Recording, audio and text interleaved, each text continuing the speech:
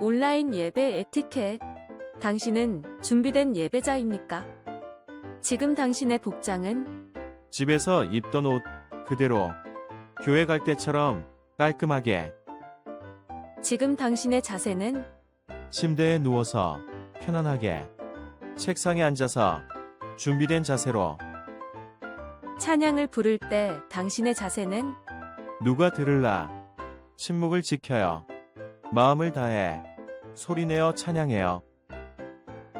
기도할 때 당신의 자세는 누가 보지도 않는데 다른 짓 좀 하면 어때? 마음과 정성을 다하여 진심으로. 당신의 예배 자세는 어떤 모습인가요? 준비된 몸과 마음으로 하나님께 영광 돌리는 거룩한 예배 시간 되시기 바랍니다.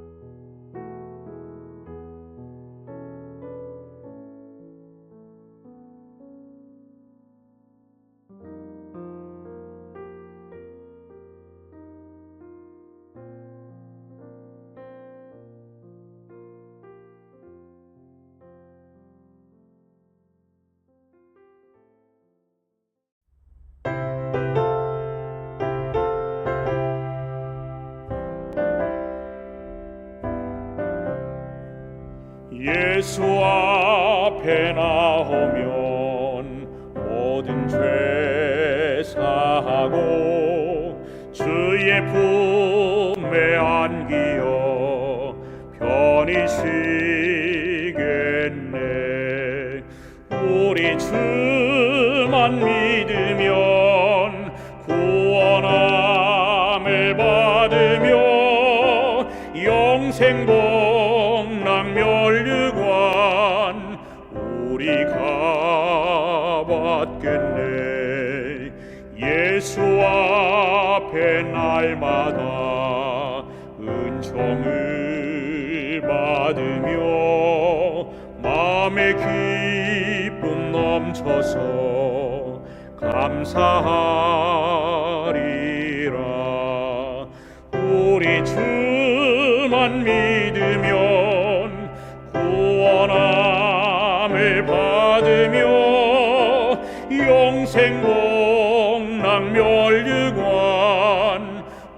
우리가 받겠네.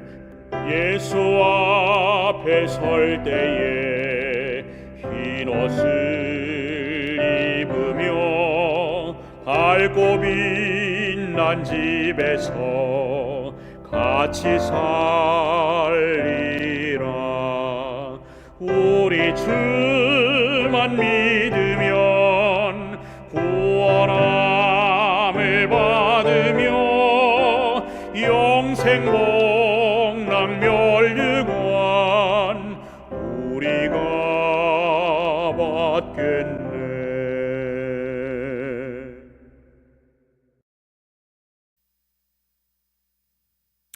안녕하십니까?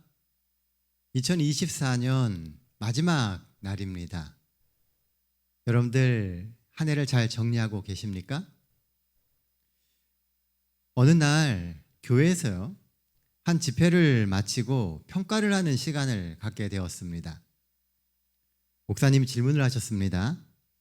이번 집회에는 얼마나 많은 사람들이 참여했습니까? 그러자 매일매일 얼마나 많은 사람들이 참석했는지에 대해서 사람들이 그 숫자와 그리고 그 집회의 총 참여 숫자를 보고하면서 모두가 아주 성공적인 집회라고 생각이 고무되고 있었습니다. 그러자 목사님이요, 이런 질문을 하셨다고 합니다. 그럼 이 집회에 예수님은 다녀가셨나요? 이 질문 하나에 그곳에 있었던 수많은 사람들이 갑자기 숙연해졌다고 합니다. 많은 사람들이 모이고 성공적인 집회를 하는 것도 중요하지만 절대 잊어서는 안 되는 것은 내 속에 예수님이 찾아오셨는가입니다. 2024년 우리가 한 해를 지내면서 얼마나 많은 시간 예수님이 이 교회에 참석하시고 우리의 예배에 참석하시고 우리의 가슴 가운데, 마음 가운데 들어오셨었습니까? 예수님이 오실 수 없는 예배와 행사였다면 그게 정말로 의미 있는 예배와 의미 있는 행사였다고 할 수 있을까요? 2024년이 이렇게 끝나갑니다. 올 한 해 우리의 삶에는 얼마나 많은 시간 예수님과 함께 했습니까? 이 저녁 이 질문을 곱씹으면서 새로운 한 해를 준비하는 우리 모두가 되기를 간절히 소망합니다. 그래서 송구 영신을 준비하는 마음으로 생애 빈 말씀이 아닌 오늘은 특별한 말씀을 준비해 보았습니다. 다 함께 성경 말씀 요한계시록 22장 12절로 14절에 있는 말씀을 같이 찾도록 하겠습니다. 요한복음 22장 12절로 14절에 있는 말씀입니다. 우리 한 절씩 번갈아 가면서 읽겠습니다. 12절입니다. 보라, 내가 속히 오리니 내가 줄 상이 내게 있어 각 사람에게 그가 행한 대로 갚아주리라. 나는 알파와 오메가요, 처음과 마지막이요, 시작과 마침이라. 자기 두루마기를 빠는 자들은 복이 있으니 이는 그들이 생명나무에 나아가며 문들을 통하여 성에 들어갈 권세를 받으려 함이로다. 숨가쁘게 달려왔던 올 한 해, 이제 우리는 흐르는 세월 속에 한 해를 보내고 새해를 맞이해야 하는 순간에 서 있습니다. 지금 이 시간 돌아왔던 한 해를 돌아보게 되면 모든 것이 하나님의 은혜였고 그리고 하나님께서 베푸신 복이고 인도셨다라고 하는 것을 고백하지 않을 수가 없습니다. 어지러운 정국과 상상을 초월하는 자연재해 앞에서도 다시금 우리가 속절없는 인간임을 새삼 깨닫게 되는 얼마나 많은 순간들이 있었습니까? 우리가 하나님과 함께하면서 한 해를 보내면서 그렇게 떠오른 성경절이 바로 오늘 본문인 요한계시록 22장 13절의 말씀이었습니다. 우리가 잘 아는 말씀이죠. 나는 알파와 오메가요, 처음과 마지막이요, 시작과 마침이니라. 하나님은 시작이고 끝이고 모든 것의 원점이고 그리고 우리가 나아가야 할 방향이라는 것입니다. 뭘 하든 우리가 어떤 인생을 살아왔든 간에 그 모든 순간 우리의 삶의 시작과 끝이 하나님과 함께하는 시간이라고 하는 의미입니다. 2024년은 다사다난했던 한 해라고 하는 말로는 정말 설명할 수 없는 수많은 일들이 우리의 삶에 있었습니다. 우리가 의도했던, 의도하지 않았던 간에 우리의 삶에 있었던 수많은 어려움들이 있었고요. 그리고 그 어려움의 시간들은 우리로 하여금 주님 앞에서 무릎 꿇으며 영적으로 고민하게 되는 그런 시간들을 만들어 주었습니다. 그러나 그 모든 순간이 돌아보면 하나님과 함께한 시간이라고 하는 것을 여러분들은 믿으십니까? 늘 그리스도 안에서 산다고 우리는 자부합니다. 하지만 우리가 자주 잊고 사는 사실 중에 하나는 바로 우리가 예수님과 동행하는 인생을 살고 있다는 것입니다. 그러므로 우리의 삶의 시작과 끝이 예수와 동행하고 있다는 거죠. 그런 의미에서 볼 때 우리가 경험하게 되는 2024년의 끝 역시 예수와 동행하는 시간이 되어야 합니다. 또한 새로운 한 해를 계획할 때 다가오는 2025년이 예수님과 함께하는 시간이 될 수 있도록 계획해야 한다는 겁니다.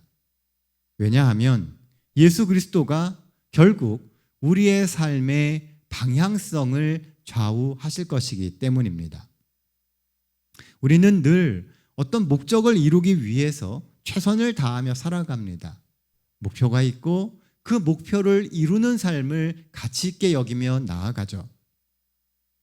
그 모든 노력이 예수 그리스도를 통하여 하나님께 나아가야 하는 길임을 우리는 알고 있습니다.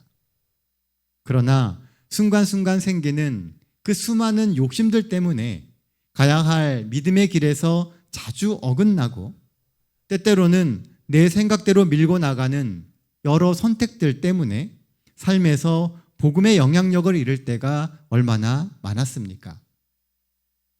가야 할 방향은 알고 있는데 욕심 때문에, 우리의 욕망 때문에 그 길이 아닌 길을 간 적이 얼마나 많았는지 돌아보게 됩니다.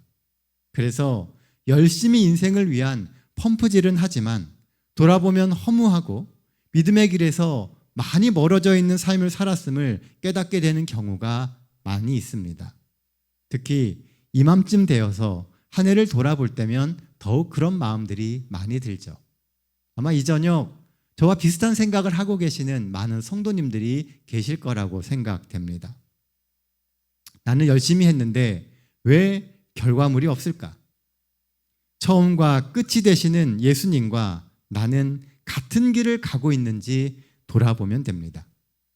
내가 정말 주와 함께 힘을 합쳐서 간 한 해였는지 아니면 주님께서 끌고 가시는 데에 억지로 어쩔 수 없이 끌려간 한 해였는지 다시금 생각해 보게 되는 것입니다. 10배의 수고를 하고도 열매가 없을 수도 있고 어떤 경우는 그저 방향만 바꾸었을 뿐인데 10배의 수고를 절약하는 경우도 있습니다. 2024년의 마무리도 또 2025년의 새로운 시작도 그렇게 예수님과 같은 방향을 향해 나아감으로 예수님과 함께하는 믿음으로 삶의 방향을 잡아가시는 우리 모든 동탄 새하늘교회 성도들 되시기를 간절히 바랍니다. 본문이 주는 두 번째 기별은 다시 오심의 약속을 기억하라는 겁니다.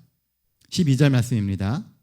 보라, 내가 속히 오리니 내가 줄 상이 내게 있어 각 사람에게 그가 행한 대로 갚아주리라. 여기 보면 주께서 속히 오실 것인데 예수님께서 우리를 위하여 준비하신 상이 있다는 겁니다. 그래서 그 상을 각 사람에게 그가 행한 대로 갚아주시겠다라고 약속하고 계십니다. 올 한 해는 이렇게 끝나지만 여전히 우리에게는 다시 오실 예수님에 대한 약속이 있습니다. 재림은 다시 또 한 해가 가까워졌고 예수님은 우리에게 주실 상급을 준비하시며 꼭 다시 오실 거라고 다시금 약속해 주십니다. 그럼 우리는 그런 재림의 약속을 붙들고 어떻게 살아가야 할까요? 사도 바울은 빌립보서에서 이런 말씀을 줍니다.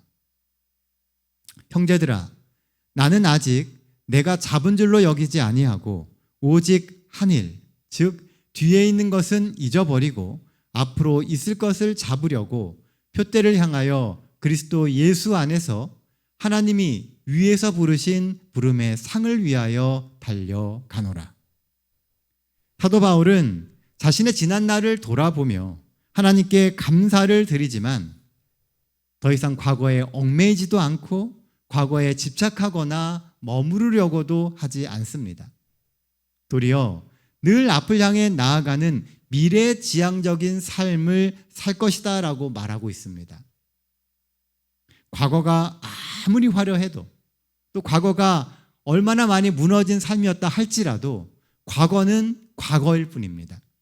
우리에게 중요한 것은 지금 현재와 앞으로 살아가게 될 미래의 시간이라고 하는 것이죠. 다시 오시게 되는 예수님을 향하여 기대와 그를 위해 주신 표대를 향해서 더 열심히 더욱 최선을 다해서 우리는 달려가야 합니다. 성숙한 믿음의 사람들은 지나간 과거는 잊고 약속을 붙들고 앞으로 나아가는 사람들입니다. 다가오는 약속의 미래에 소망을 두고 살아가는 사람만이 하루하루 기대로 가득 찬 삶을 살 수 있기 때문에 그렇습니다. 우리가 경험하게 되는 현실은 매섭고 힘들지만 우리가 달려갈 그 길의 끝에 예수님께서 계시고 우리는 그곳을 향해 열심히 가다 보면 주께서 우리에게 힘을 더해 주실 것이라고 하는 그 믿음과 기대가 있게 될 때 우리가 걸어가는 이 신앙의 길이 결코 외롭지 않고 힘들지 않을 수 있기 때문입니다. 성경은 이런 믿음의 삶을 이렇게 설명하고 있습니다. 서로 마음을 같이하여 높은 데 마음을 두지 말고 도리어 낮은 데 처하며 스스로 지혜 있는 채 하지 말라. 아무에게도 악을 악으로 갚지 말고 모든 사람 앞에서 선한 일을 도모하라. 할 수 있거든 너희로서는 모든 사람과 더불어 화목하라. 여기 보면요, 마음을 높은 데 두지 말라고 이야기해요. 더 높아지는 것, 더 가지는 것, 그런데 너무 마음을 쓰지 말고 또 내가 있는 지혜를 자랑하고 내가 더 똑똑한 사람이라고 사람들 앞에 나를 돋보이게 만들려고 하지 말고 도리어 모든 사람 앞에서 선한 일을 도모하며 화목하라고 이야기합니다.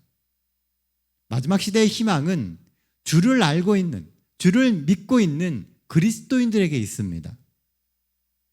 우리의 2025년이 예수님의 재림의 원년이 되기를 소망합니다. 다가오는 해에는 예수님께서 꼭 오시기를 소망해 봅니다. 다가오는 한 해는 성도 간에 더욱 연합하고 재림의 소망으로 우리의 가슴이 더욱더 불타오를 수 있기를 소망합니다. 연말 찬양 예배에서 우리가 입을 모아서 마라나타라고 하는 찬양을 하지 않았습니까? 다시 오시리라는 예수님의 약속에 아멘 주 예수여 오시옵소라고 답하며 한 해를 살아갈 수 있는 우리 모든 동탄 세안을 가족 되시기를 간절히 바랍니다. 본문이 주는 마지막 세 번째 기별은 주께서 주시는 구원의 안에서 살아가라라고 하는 것입니다. 14절 말씀입니다. 자기 두루마기를 빠는 자들은 복이 있으니 이는 그들이 생명나무에 나아가며 문들을 통하여 성에 들어갈 권세를 받으려 함이로다. 여기서 말하는 두루마기는 우리의 의로움을 상징합니다. 우리는 의의 두루마리를 필요로 해요. 예수께서 강조하셨던 혼인잔치의 예복이 이 두루마기고 죄로 인해 벌거벗어졌던 아담과 하와에게 주께서 친히 입혀주셨던 가죽옷이 이 의의 두루마기이기도 합니다. 우리의 삶에는 이런 의의 두루마기가 정말 필요합니다. 하지만 이 두루마기는 오직 예수 그리스도를 통해서만 입을 수 있습니다. 예수와 함께하는 삶이 아닌 이상 우리는 이 두루마기를 얻을 수도 없고 입을 수도 없습니다. 예수가 아니면 이 의의 두루마기가 우리에게 주어지지 않아요. 왜냐하면 모든 의의 옷은 예수 그리스도를 통해서만 주어지는 선물이기 때문에 그렇습니다. 얼마 전 우리는 크리스마스를 보냈습니다. 교회력에서는 이 주간, 크리스마스 주간을 대림절 또는 대강절 주간이라고 이야기합니다. 우리에겐 익숙하지 않은 이름이죠. 그러면서 이 대림절이나 대강절은 1년 중에 아주 중요한 절기로 여겨집니다. 물론 재림교회는 크리스마스를 아주 요란하게 축하하거나 큰 행사를 하지는 않습니다. 그러나 크리스마스를 바라보는 시각은 동일합니다. 우리의 구원을 위하여 이 땅에 오셔서 고난과 죽음을 기꺼이 감수해 주신 예수님에 대한 고마움과 죄송한 마음이 이 크리스마스, 대림절, 대강절에 들어가 있는 것입니다. 예전에 가짜 기름 문제로요, 우리 온 나라가 아주 시끄러웠던 적이 있습니다. 가짜 기름은 여러 비슷한 성분들을 넣어서 그럴듯하게 만든 기름이에요. 양을 늘리기 위해서 물도 많이 넣습니다. 그러나 가짜 기름에 가장 많이 들어가는 성분이 뭔지 아십니까? 그게 뭘까요? 그것은 진짜 기름입니다. 대부분은 진짜 기름이고 거기에다가 약간 다른 게 섞인 것입니다. 그래서 가짜 기름이 되는 거예요. 진짜 기름이 대부분인데 가짜라고 하니 이 진짜 기름 입장에서는 얼마나 억울하겠습니까? 그런데요, 이 기름은 가짜입니다. 진짜와 가짜는 아주 작은 차이로 갈라집니다. 보이는 것은 진짜처럼 보여요. 그러나 그 진짜에 다른 것이 자꾸 섞이기 시작하면 어느 순간 진짜가 더 많은데도 불구하고 결국은 가짜가 되는 겁니다. 예수님은 마지막 심판의 비유에서 마태복음 25장에 보면 양과 염소의 비유를 주셨습니다. 우리나라는 양과 염소가 생긴 게 많이 다릅니다. 하지만 이스라엘에서 키우는 양과 염소는요, 생긴 게 아주 비슷합니다. 거의 들판에서 털을 깎지 않고 그렇게 살아가다 보니 생긴 모습이 아주 비슷해요. 게다가 이스라엘에서 양과 염소는요, 같이 섞어서 키우기도 합니다. 그래서 양과 염소를 구분하는 것이 쉽지 않아요. 그런데 예수께서 비유에서 양은 구원받은 무리를 상징했고 염소는 구원을 잃어버린 무리로 상징됩니다. 같은 곳에서 비슷하게 생긴 것처럼 보이지만 본질적으로 두 무리가 다르다는 겁니다. 그런데 그 두 무리가 같이 있다는 거예요. 우리는 양일까요? 염소일까요? 아주 작은 차이로 진짜와 가짜가 드러납니다.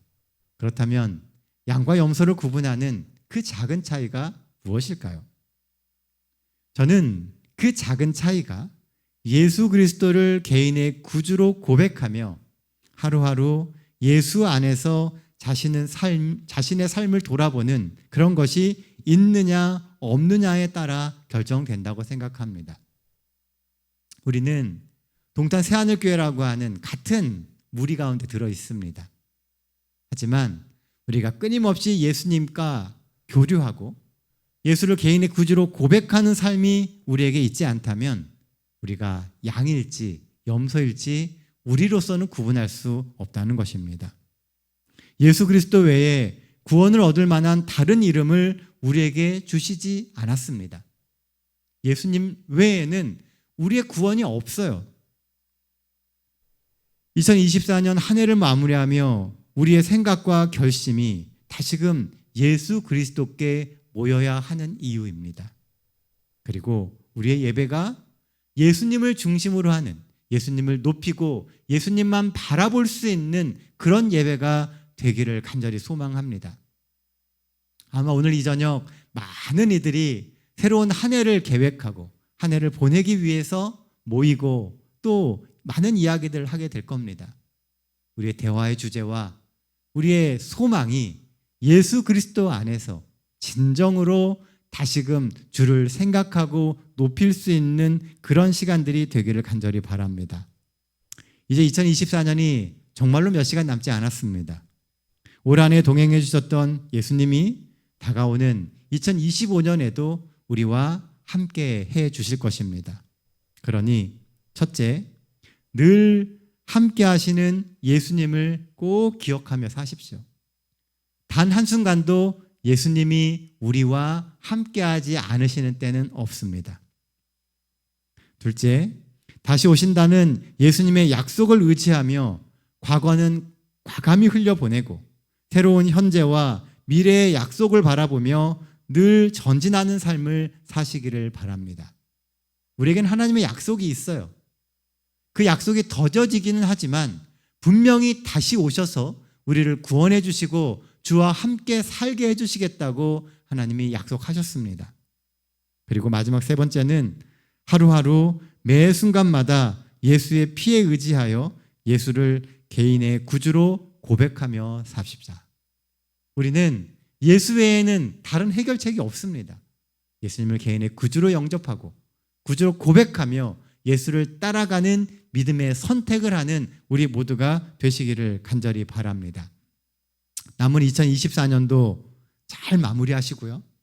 다가오는 2025년도 우리를 향한 예수님의 손을 꼭 붙잡고 더욱 믿음 안에서 구원의 확신을 갖고 살아가는 우리 모든 동단 새하늘교회 모든 성도들 되시기를 간절히 바라며 오늘 송구영신 마지막 2024년 예배를 마칩니다. 기도하겠습니다. 은혜로우신 아버지 하나님, 온전히 저희들의 삶을 주관하시고 이 한 해 저희들의 인생을 이끌어 주심을 인하여 감사드립니다. 돌아보면 매 순간순간 주와 함께했던 시간들이고 그 순간마다 주께서 얼마나 우리를 사랑하시고 아끼셨는지를 다시금 깨닫게 되는 시간들입니다. 하나님, 늘 주와 함께 동행하기 위하여 최선을 다하며 믿음의 선택을 하는 저희가 되게 하여 주시고 2024년 비록 이렇게 마무리되지만 2025년에는 주님께 더 나아가고 더 신실하게 살아가며 믿음 안에서 모든 것을 풀어갈 수 있는 우리 동탄 새하늘 가족들 되게 하여 주시옵소서. 그래서 새로운 한 해에는 하나님이 주시는 더 아름다운 믿음의 열매들이 우리의 삶에 맺혀갈 수 있도록 주님 힘을 더해 주시고 인도해 주시옵기 바라오며 우리 구주 되시는 예수님의 이름으로 기도드립니다. 아멘.